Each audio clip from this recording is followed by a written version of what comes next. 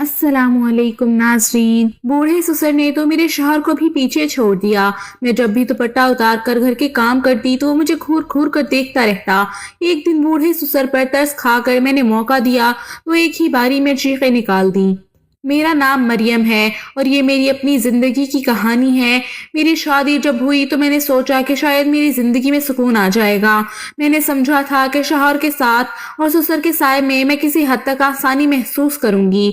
मुझे लगा था कि ये एक नॉर्मल सा घर होगा, लेकिन जैसे ही मैं इस घर के अंदर दाखिल हुई तो मुझे पहले दिन ही एक अजीब सी बेचैनी ने घेर लिया था।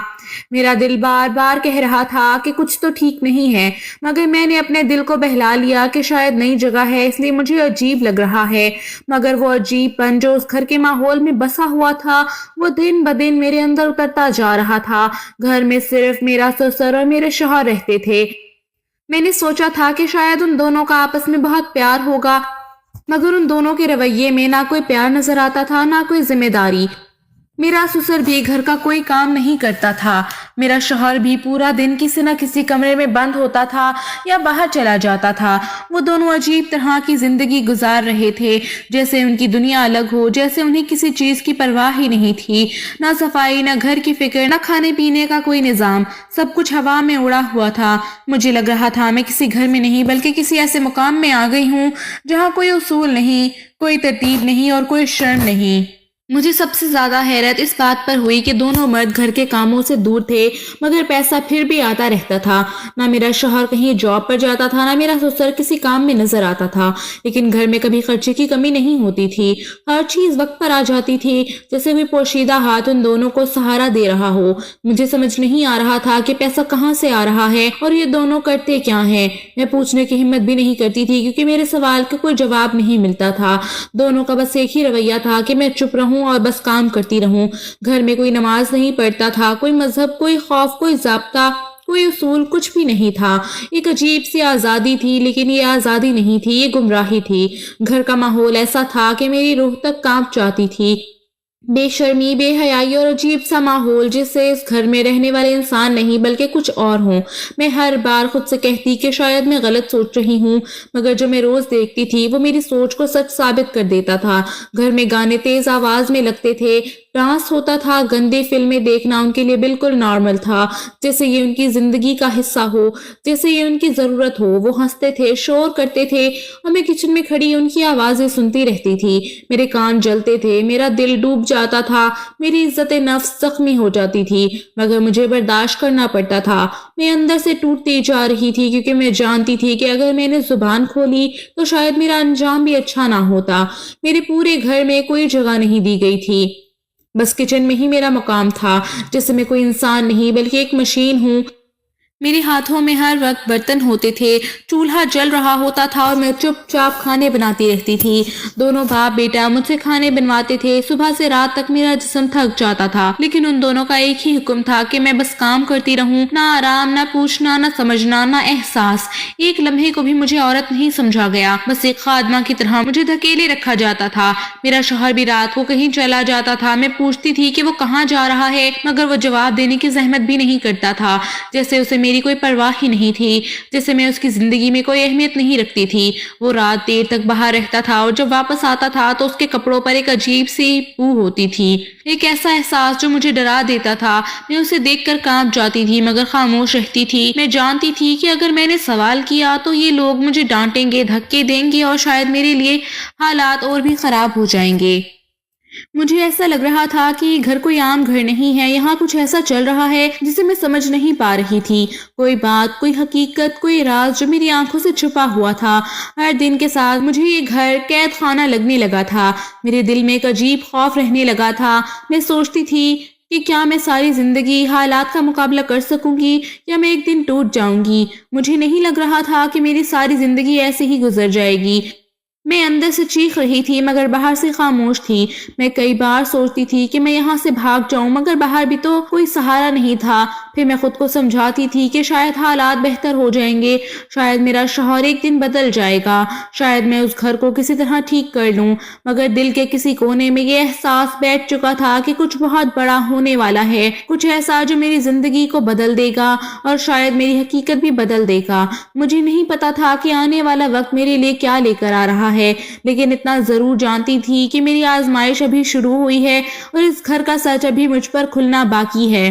محلے میں چند عورتوں کے گھر آنا جانا مجھے شروع ہوا تھا تو مجھے لگا شاید ان سے مجھے کچھ سمجھ آ جائے گی، شاید میں اپنے دل کی بات کسی کو بتا سکوں گی، شاید کوئی عورت میرے حال کو سمجھ سکے گی، کیونکہ میں جب سے اس گھر میں آئی تھی میرے اندر ایک بوجھ سا تھا، ایک دباؤ تھا، ایک گھٹن تھی۔ میں چاہتی تھی کہ کسی سے بات کروں، مگر ڈر بھی تھا کہ کہیں میری بات کوئی واپس انہی لوگوں تک نہ پہنچا جائے۔ مگر ایک دن ہمت کر کے میں کچھ عورتوں کے گھر گئی اور جب انہوں نے مجھے بیٹھنے کو کہا تو ان کی آنکھوں میں ایک عجیب سا دکھ اور تشویش میں نے محسوس کیا، جیسے وہ میرے بارے میں پہلے سے کچھ جانتی ہوں۔ جب بات شروع ہوئی تو انہوں نے سب سے پہلے یہی کہا، یہ لوگ اچھے نہیں ہیں، ان کے گھر میں رہنا آسان نہیں ہے، یہ لوگ جیسے دکھائی دیتے ہیں ویسے نہیں ہیں۔ میں چونکی، میں نے فوراً پوچھا، کیوں آپ ایسا کیوں کہہ رہی ہیں؟ مگر ہر عورت کی زبان ایک ہی تھی کہ تفصیل میں نہ جاؤ، ہم بس اتنا ہی بتا سکتے ہیں کہ محتاط رہنا۔ مگر میں جتنی بار بھی تفصیل پوچھتی کوئی تفصیل نہیں بتاتا، ہر کوئی بس چپ ہو جاتا، جیسے کسی نے ان کی زبان کو روک دیا ہو، جسے وہ سچ بتانے سے ڈرتی ہوں۔ میں ہر بار مایوس ہو کر واپس آ جاتی تھی۔ میرے دل میں یہ سوال جڑ پکڑ رہا تھا کہ آخر ایسا کیا ہے جو سب جانتے ہیں مگر کوئی بتاتا نہیں؟ آخر اس گھر میں چھپا کیا ہوا ہے جو ہر زبان خاموش کر دیتی ہے؟ میری اپنی زندگی بھی عجیب سی کٹھن ہوتی جا رہی تھی۔ مجھے نماز پڑھنی ہوتی تھی مگر مجھے گھر میں کوئی جگہ نہیں ملتی تھی، کہیں گندگی تھی، کہیں بے ترتیبی تھی، کہیں کچھ بکھرا ہوا تھا، کبھی ان دونوں باپ بیٹے نے اتنی ہلچل مچا رکھی ہوئی تھی کہ مجھے بیٹھنے تک کی جگہ میسر نہ ہوتی تھی۔ میں ہر بار سوچتی تھی کہ تھوڑی دیر بعد پڑھ لوں گی، لیکن پھر کوئی نہ کوئی کام ایسا سامنے آ جاتا تھا کہ میری نماز رہ جاتی تھی۔ کبھی وہ دونوں مجھے اتنا مصروف کر دیتے تھے کہ کھانا، صفائی، برتن، کپڑے، چولہا میں بس کام ہی الجھی رہتی تھی۔ دھیرے دھیرے میری نمازیں چھوٹنے لگی اور مجھے اس کا دکھ بھی تھا، لیکن میں خود کو روک نہیں پا رہی تھی۔ اس گھر کے ماحول کی آلودگی میرے اندر اترتی جا رہی تھی اور میں محسوس بھی نہیں کر رہی تھی کہ میں کہاں کھڑی ہوں، میں کہاں جا رہی ہوں، میں کون بنتی جا رہی ہوں۔ یہ گھر جیسے میری روح کو کھا رہا تھا۔ ایک وقت ایسا آیا کہ میں بھی نماز سے دور ہونے لگی۔ میں سوچتی تھی کہ ابھی پڑھ لوں گی، پھر کچھ دیر بعد پڑھ لوں گی، پھر میں تھک کر بیٹھ جاتی تھی اور پھر روزانہ ایک نماز، دوسری نماز، تیسری نماز یوں ہی ہاتھ سے نکلتی جاتی تھی۔ مجھے اپنی ہی غفلت پر شرمندگی تھی، مگر ساتھ ساتھ ایک اور حقیقت بھی تھی کہ میں اندر سے بدل رہی تھی۔ یہی وہ وقت تھا جب میں نے محسوس کیا کہ میں بھی ان کے رنگ میں رنگنے لگی ہوں۔ مجھے بھی وہ سب کچھ اچھا لگنے لگا ہے جو کبھی میرے پالن پوسن میں برا تھا۔ گانا سن کر کام کرنا مجھے اچھا لگنے لگا تھا۔ آدھی رات کو یہ دونوں کچھ بھی منگوا لیتے تھے، کھانے پینے کا سامان، burger, pizza, Chinese, French fries, جو بھی ان کا دل کرتا تھا وہ آرڈر کر دیتے تھے اور کچھ ہی دیر میں سب کچھ گھر آ جاتا تھا۔ میں بھی ان کے ساتھ بیٹھ کر کھانا کھانے لگی تھی، جیسے یہ سب عام بات ہو، جیسے میں ساری زندگی یہی کرتی آئی ہوں۔ میوزک تیز ہوتا تھا، گانے اتنی آواز میں چلتے تھے کہ پورا گھر گونج اٹھتا تھا۔ میں پہلے ہچکچاتی تھی، پھر عادت پڑنے لگی، پھر یہی میرا معمول بن گیا۔ میں گانوں کی آواز میں کام کرنے لگی، میرا ہاتھ چلتا رہتا تھا اور میں خیال میں ہی ہلکے ہلکے جھوم بھی لیتی تھی۔ میں خود حیران ہوتی تھی کہ میں ایسا کیسے کرنے لگی ہوں، مگر گھر کے ماحول نے مجھے آہستہ آہستہ اپنی گرفت میں لے لیا تھا۔ مجھے خود اندازہ نہیں ہوا کہ کب میری اپنی شخصیت بدلتی جا رہی تھی۔ میں جو کبھی سیدھی سادھی لڑکی تھی جیسے چھوٹی سی غلطی پر بھی شرم آتی تھی، میں کب ایسی بن گئی کہ مجھے ان باتوں میں مزہ آنے لگا۔ میں کب ہنستے ہنستے وہی باتیں کرنے لگی جو کبھی سن کر کان بھی جلتے تھے۔ میں ہر دن سوچتی تھی کہ یہ میں کیا ہوں، میں کوئی اور بن گئی ہوں، لیکن میری زندگی کا سب سے بڑا مسئلہ پھر بھی وہی تھا۔ میرا شوہر مجھ میں دلچسپی نہیں لیتا تھا، وہ میرے پاس بیٹھنا پسند نہیں کرتا تھا، وہ مجھ سے بات بھی کم کرتا تھا۔ اس کی آنکھوں میں میرے لیے کوئی چاہ نہیں تھی، کوئی حساسیت نہیں تھی، کوئی محبت نہیں تھی، یہاں تک کہ جب میں اس کے پاس بیٹھتی تھی وہ اٹھ کے کسی اور طرف چلا جاتا تھا۔ اس کے ساتھ رہ کر بھی میں تنہا ہو جاتی تھی، جیسے میں اس کی زندگی میں کوئی اہمیت نہیں رکھتی تھی۔ کیا میں اس کے لیے کافی نہیں ہوں؟ کیا میں بدصورت ہوں؟ کیا میں غلط ہوں؟ کیا میں اس کی پسند نہیں؟ مگر میرے اندر ایک خاموش آہ بڑھتی جا رہی تھی کہ اگر وہ اتنا دور ہے تو کیا وہ کسی اور کے پاس جاتا ہے؟ کیا اس کی زندگی میں کوئی اور ہے؟ مگر یہ سوچ مجھے اندر ہی اندر توڑ دیتی تھی۔ میں کئی بار سوچتی تھی کہ اس سے بات کروں، اسے سمجھاؤں کہ اس کے رویے سے مجھے دکھ ہوتا ہے، مگر میں جانتی تھی کہ مرد ایسی باتوں سے ناراض ہو جاتے ہیں، غصہ کر بیٹھتے ہیں، اور میں اس گھر میں پہلے ہی کمزور پوزیشن میں تھی، اس لیے میں نے چپ رہ کر گزارا کرنا ہی بہتر سمجھا۔ میں دل میں خود کو مضبوط کرنے کی کوشش کرتی تھی، مگر سچ یہ تھا کہ میں اندر سے خالی ہوتی جا رہی تھی۔ میں اس گھر میں ہی رہ رہی تھی مگر اپنی روح کہیں اور چھوڑ آئی تھی۔ میری آواز کہیں کھو گئی تھی، میری خواہش، میری چاہت، میری سوچ سب جیسے دھندلا گئی تھی۔ میں بس جلتی جا رہی تھی جیسے کوئی اندھیری ندی ہو اور میں اس میں بہتی جا رہی ہوں۔ مجھے نہیں پتا تھا کہ میں کہاں جا رہی ہوں، مگر اب میں اتنی بدل چکی تھی کہ واپسی کا راستہ بھی نہیں پہچانتی تھی۔ مجھے علم نہیں تھا کہ یہ سب صرف شروعات ہے، اصل اندھیرا تو ابھی سامنے آنا تھا اور میرا امتحان ابھی باقی تھا۔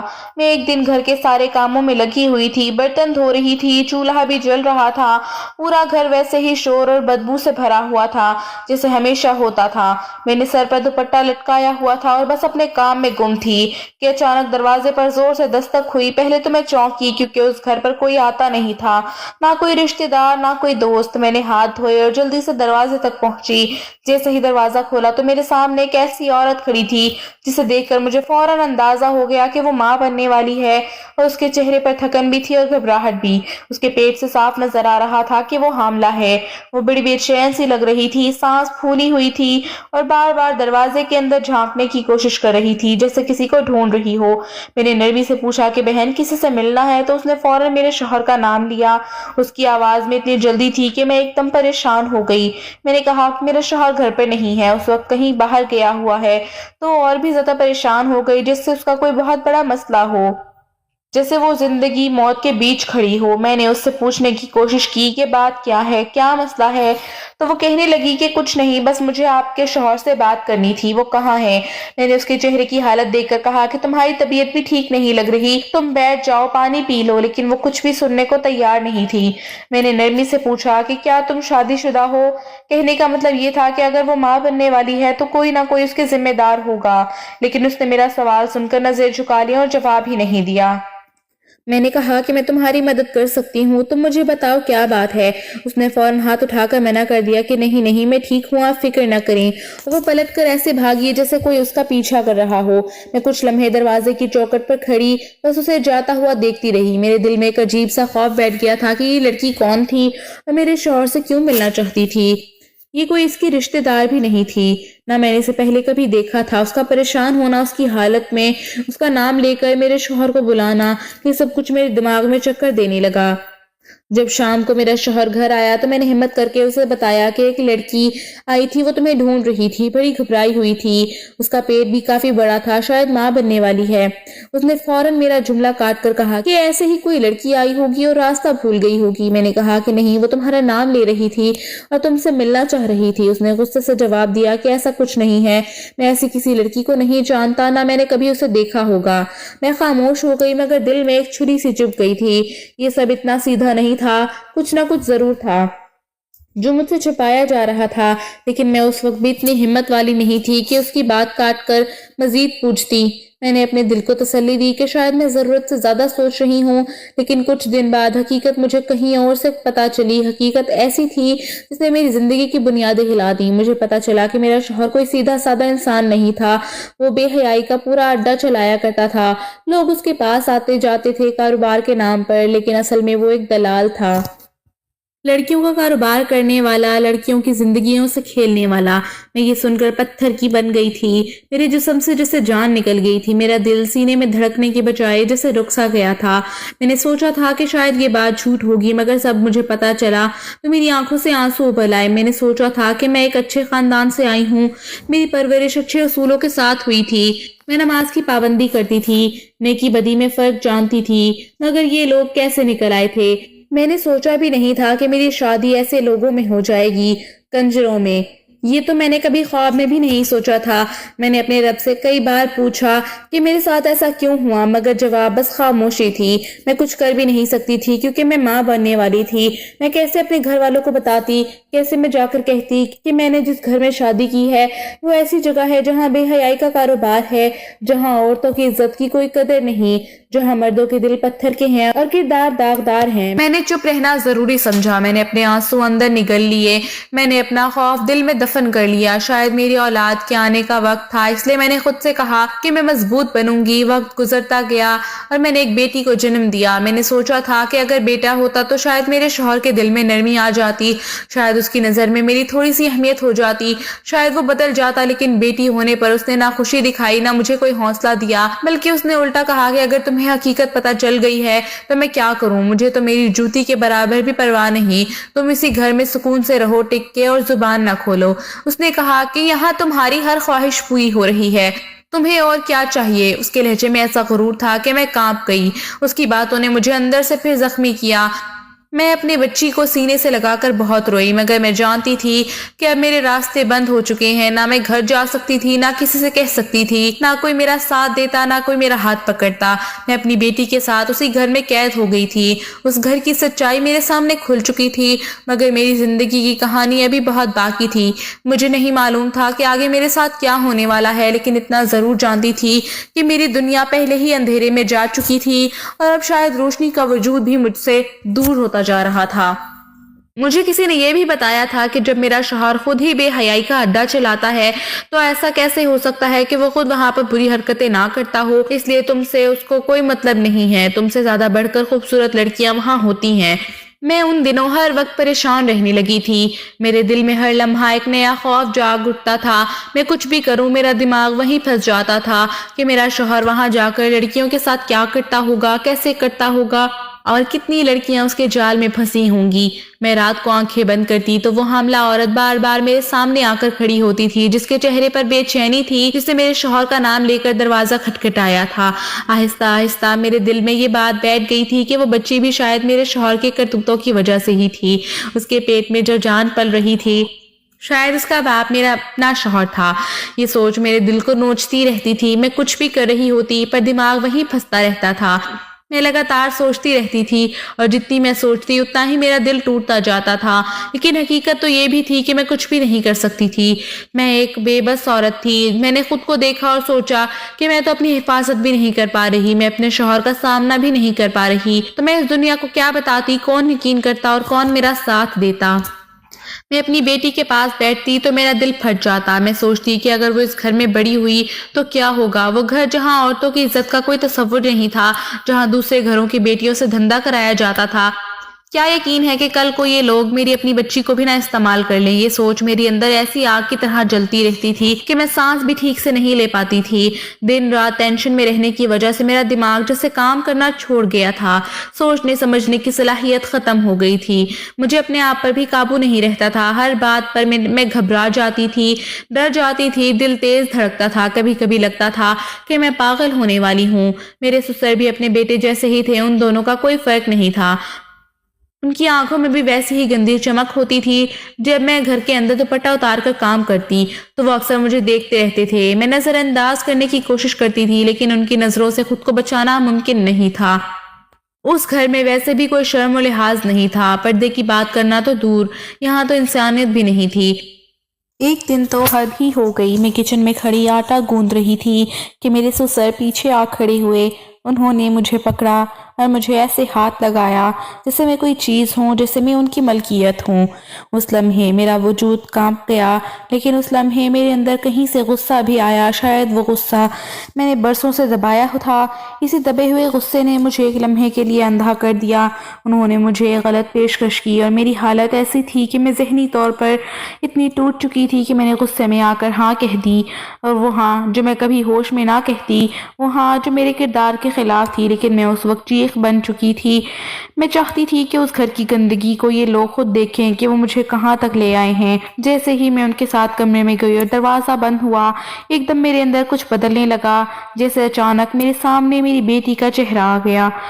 وہ سوتی ہوئی معصوم بچی میری نظروں کے سامنے तैरने लगी। मैंने सोचा कि अगर आज मैंने गलत कदम उठा लिया तो कल को मेरी बेटी क्या सोचेगी, मैं उसे कौन सा माहौल दूंगी, वो किस माँ के साए में बड़ी होगी। मैंने सोचा कि मैं उस गंदगी का हिस्सा नहीं बन सकती। मैंने अचानक चीखना शुरू कर दिया।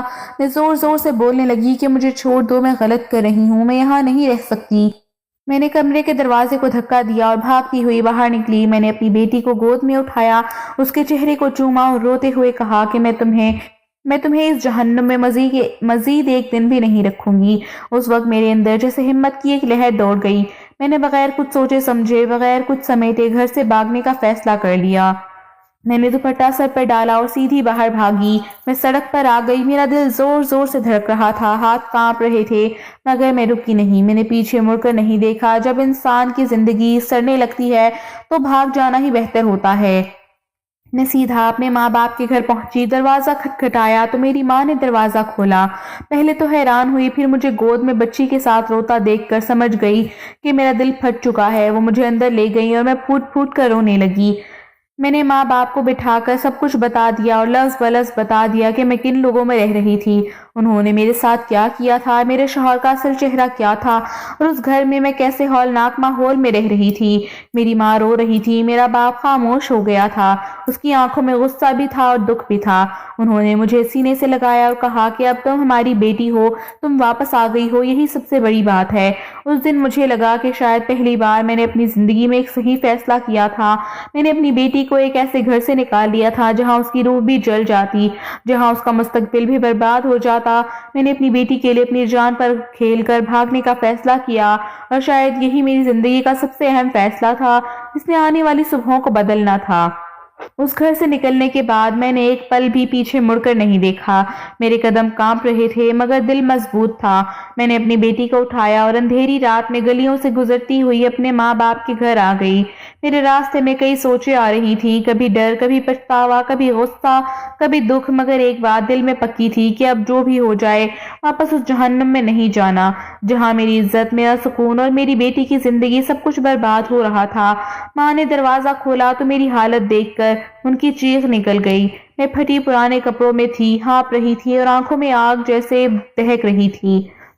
मैंने सब कुछ एक लफ्ज बलफ्ज बता दिया। माँ की आंखें नम हो गईं, बाप ने आह भरी, मगर उन्होंने मुझे कभी कसूरवार नहीं ठहराया। उन्होंने मेरा हाथ पकड़ा और कहा कि तूने जो फैसला किया है वो हमारे फैसले जैसा है। अब हम तेरे साथ हैं, हम तेरे सामने पहाड़ बनकर खड़े रहेंगे। मैंने उस वक्त महसूस किया कि दुनिया में सब कुछ टूट सकता है मगर माँ बाप का सहारा कभी नहीं टूटता। उसके बाद मैंने अपने शौहर को तलाक का पैगाम भेजा। उसने ना फोन उठाया ना जवाब दिया। उसे कोई फर्क नहीं पड़ा। उसे शायद मेरी या बेटी की कोई परवाह नहीं थी और पहले भी अपनी मर्जी की दुनिया में रहता था, आज भी वहीं रहता था।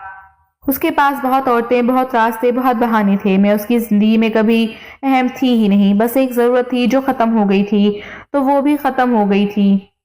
मैंने उसकी बेहिसी देखकर अपना फैसला और मजबूत कर लिया। तलाक के बाद में असल जंग शुरू हुई। मैंने अपने आंसुओं को छुपाकर घरों में काम करना शुरू किया। किसी घर में बर्तन धोने, किसी घर में कपड़े सीधे किए, किसी में झाड़ू, किसी में पोछा। कभी कोई औरत मुझे डांट देती, कभी कोई तारीफ कर देती, कभी कोई पैसे कम दे देती, कभी कोई सहारा दे देती। मैंने सब सहा। मैंने अपने दिल में अहद किया था कि मैं रुकूंगी नहीं, मैं थकूंगी नहीं। मेरी बेटी के सामने कभी मैं कमजोर नहीं पड़ूंगी। मैं उसके लिए दुनिया से लड़ूंगी। मेरी बेटी अभी छोटी थी, वो मुझे दिन भर ना देखकर परेशान हो जाती थी। मैं वापस आती तो मेरे सीने से लगकर सो जाती थी। मैं उसे देखकर थक जाती थी मगर उसे छोड़कर कभी कमजोर नहीं पड़ती थी। मैंने उसे अच्छे स्कूल में दाखिल करवाया। फीस भरना मुश्किल था मगर मैंने हर मुश्किल को चैलेंज समझकर कबूल किया। सुबह निकली तो शाम को लौटी। कहीं जिस्म में दर्द, कहीं हाथों में छाले, कहीं पाँव में सूजन, मगर मैं मुस्कुराती रही। मैंने अपनी बेटी के सामने कभी नहीं जाहिर किया कि मैं कितनी तकलीफ में हूँ। वक्त एक एक करके गुजरता गया। मैंने कई रातें जाकर गुजारी। काम के बाद कपड़े से कुछ लोगों के लिए खाना पकाया, किसी के यहाँ रात को बर्तन धोए ताकि ज्यादा पैसे आ सके। मैंने दिन को काम किया, रात को भी काम किया और सुबह दोबारा निकल गई। मैंने एक पल भी अपनी मेहनत से पीछे कदम नहीं खींचा, क्योंकि मुझे पता था अगर मैं रुक गई तो मेरी बेटी की जिंदगी रुक जाएगी। मेरी बेटी ज़हीन थी, वो पढ़ाई में आगे से आगे जाती रही। हर इम्तिहान में अच्छे नंबर लाती। मैं कभी छुप कर उसे पढ़ते देखती तो आंखों में आंसू आ जाते। मुझे लगता था कि शायद मेरे दुखों का सिला मेरी बेटी की कामयाबी की शक्ल में मिलेगा। वो हर गुजरते दिन के साथ बड़ी हो गई और मेरी उम्मीदें भी उसके साथ बढ़ती गईं।